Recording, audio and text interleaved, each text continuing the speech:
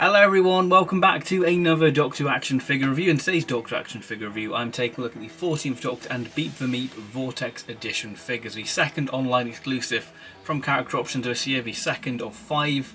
And yes, what a set this is. We have Beep the Meep immortalised in plastic form, but not just little cute Meep. We have the little freaky feral Meep as well, which is very cool.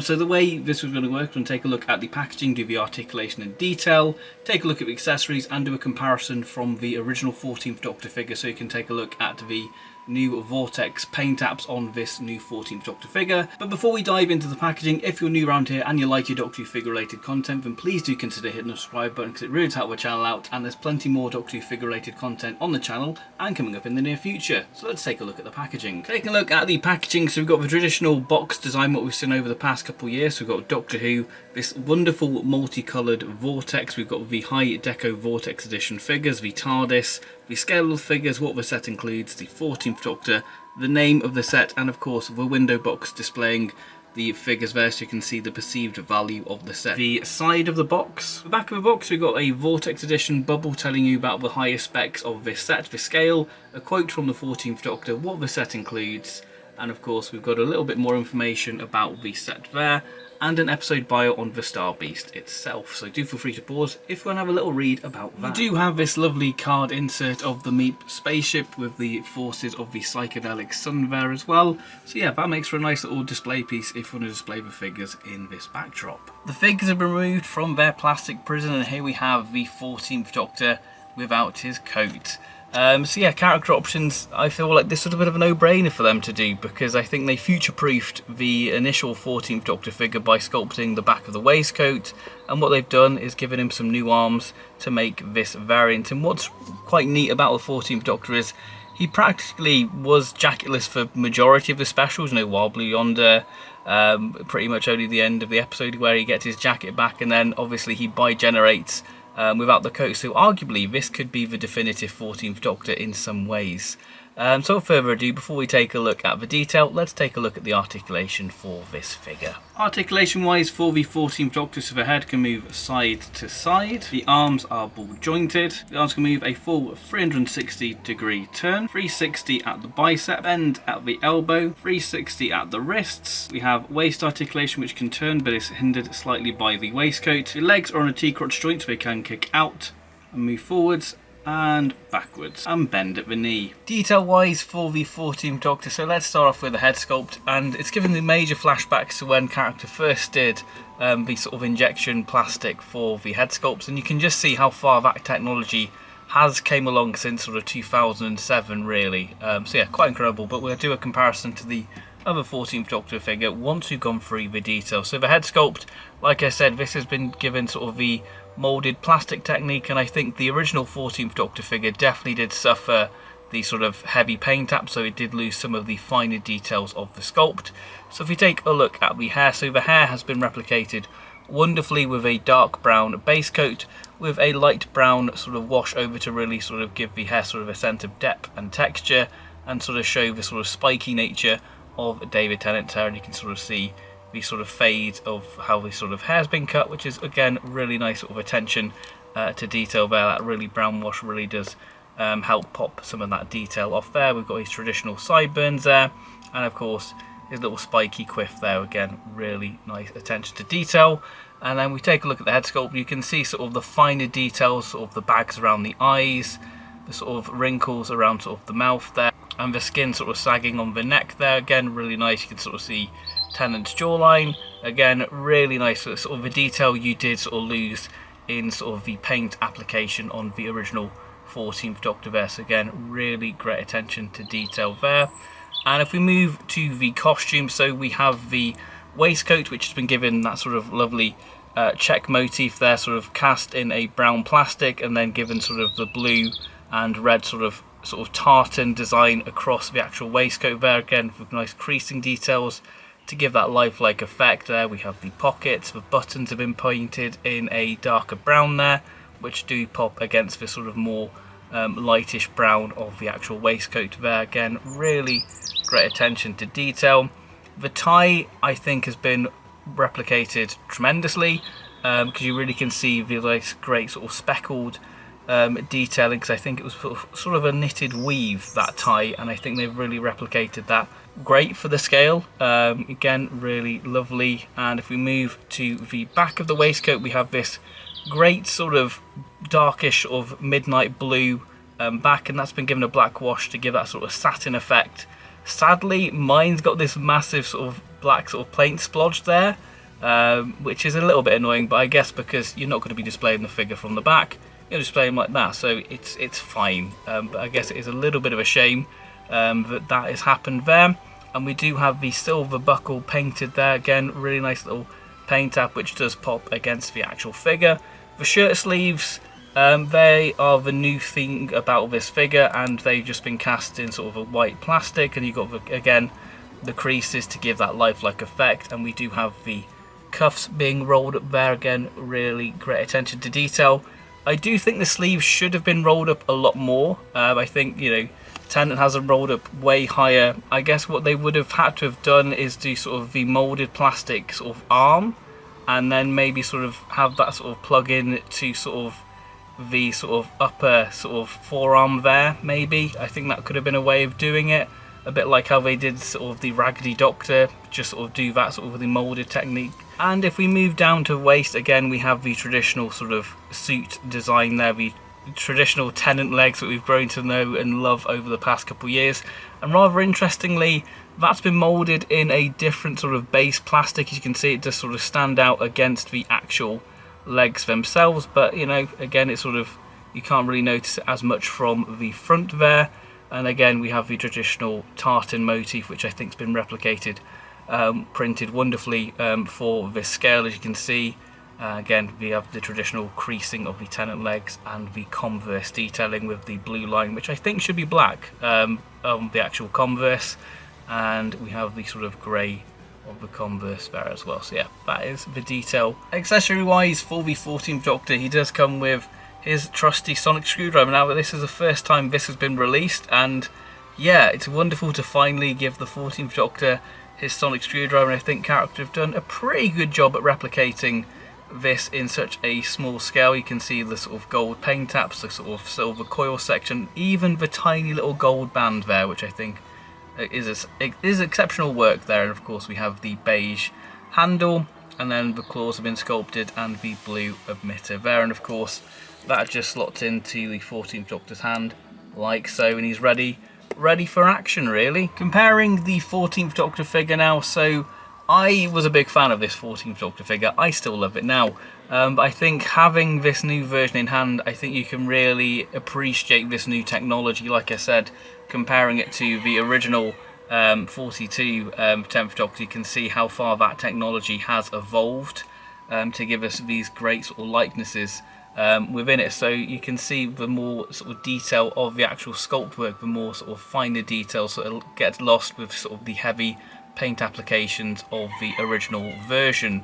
But yeah, great sort of detail. You can see the differences in the hair sculpt there with the paint applications, but yeah, you can definitely see a difference in sort of the sculpt work there.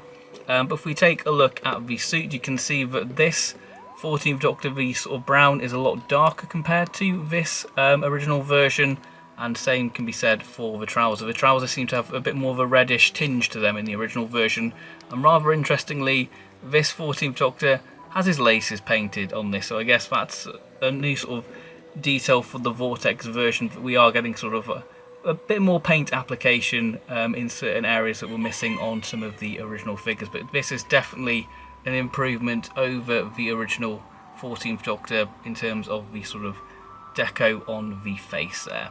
Beep the Meep is an action figure. Sorry, I just can't get over saying that. Here it is, Beep the Meep out of its plastic prison, and yes, this is such a monumental figure for character options in terms of the engineering, and it being our first sort of newly sculpted monster in 5 years since the Recon Dalek. And we did have sort of kit bash monsters with like the Warriors of the Deep Silurians and the Mavellans, but this is just a whole another level of sculpt work and engineering by character, and I think they have just, this is one of the best figures character options have produced. It's insane how well this is, what it does, the little features it has.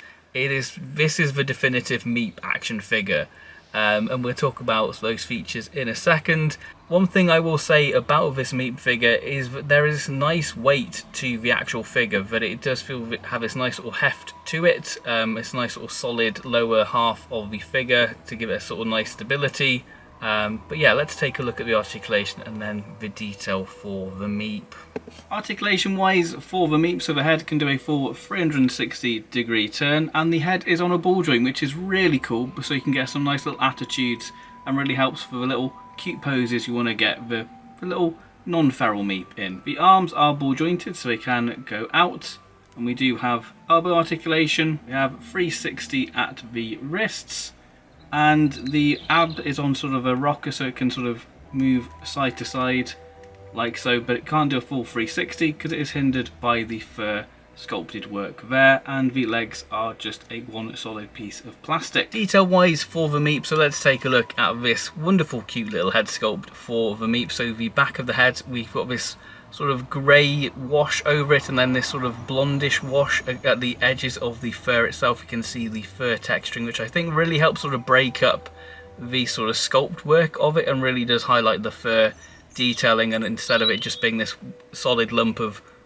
white plastic, but I think the washes really do help bring the Meep to life there. You can see sort of the fur detail, and I think it really does highlight the sort of strand detail of the fur, and then that's been given a sort of nice sort of gradient effect on the top of the head, which gets slightly darker towards the Meep's nose. Again, really nice attention to detail. Then we have the eyes. I think the eyes are incredible. They've really captured that sort of bush baby look to the Meep there, with this nice sort of glossy effect and all the little black lines to give that sort of iris detail. And I think it really sells for sort of the cuteness of the Meep, doesn't it? That sort of the big eyes there, the little nose and the mouth.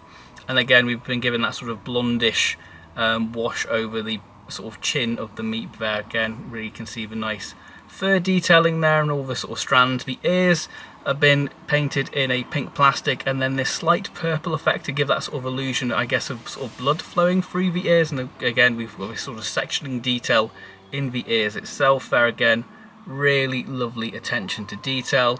And if we move down to the base or body of the Meep, you can see more of the sort of fur detail. Again, that sort of blondish sort of grey wash to sort of highlight sort of the Meep escaping the escape pod, I guess, from that. And then we have the wonderful bits of sort of longer fur, which I think the engineering for the arms, which really helps sort of highlight and hide the articulation to get that sort of seamless look to it. I think that really helps that it sort of falls naturally, that it doesn't look abnormal. There's certain poses where it just doesn't look like it flows naturally, but it just falls naturally the way it's been engineered. If we take a look at one of the hand sculpts, we've got the Meep's little bandage that's been replicated rather neatly, and you can sort of see the texturing detail on the bandage itself. And the Meep's hand have been replicated with nice sort of pinkish detailing there on sort of the knuckle section, and of course the little suction details on the end of the Meep's fingers there, which you can see on the feet there of the Meep. And again, we have the sort of blondish wash over the Meep there, and again, same sort of detailing there, which again really does highlight the sort of sculpt work for the Meep itself there. And you can see the little detail there, and of course the little Meep feet there again, which is great, was been replicated tremendously. And the Meep does come with an alternative head, so if the head is removed very simply, you can see the ball joint in there, and we've got a headless Meep, which is not cute. We're going to make the Meep even more not cute by making the Meep feral, and that just plugs on the body like so. You can see that detail again, very much the same complements can be applied there, but you can see the Meep's gnarly little teeth there, and again the fur has been sort of altered around there to sort of highlight sort of where it would fall naturally. Again, really great attention to detail in those eyes. Yeah, they look very, very evil. But let's take a look at another feature the Meep has, which is alternative hands. So taking a look at the Meep's extra hands, so you get 2 extra sets of hands, so you get sort of this sort of open palm version there, sort of more neutral, which I guess will fit the sort of more cute Meep, and I guess maybe evil Meep sort of gesturing, which helps give sort of the figure more attitude, and they've been replicated wonderfully with the paint taps there, with the sort of fingers there. Again, really nice attention to detail, and again the traditional fur detail, and of course the bandage on one of the hands there as well. And then the other set of hands, we have sort of more of a sort of C grip type hand there, and the main one I think people are going to be using is the gun, and the gun has been sort of moulded into the hand, which I think is absolutely warranted because of the scale of this figure. That could get lost to the carpet monster very easily, so I'm glad that it's sort of been moulded into the hand there, and that's been replicated rather wonderfully there for such a small scale. So removing the hand, it looks kind of weird having a severed Meep head there, which I guess is part of the Meep story. It's quite a fiddly operation. I think you've just got to be very delicate in how you do it, because the pegs themselves are quite rubbery, and you don't want to break this, because it's an expensive set and you want to keep all your options for posing the Meep really. And like so, you've got the hand out like so, and because the pegs are quite rubbery, you sort of have to support the back of the peg when putting the hand into the Meep like so.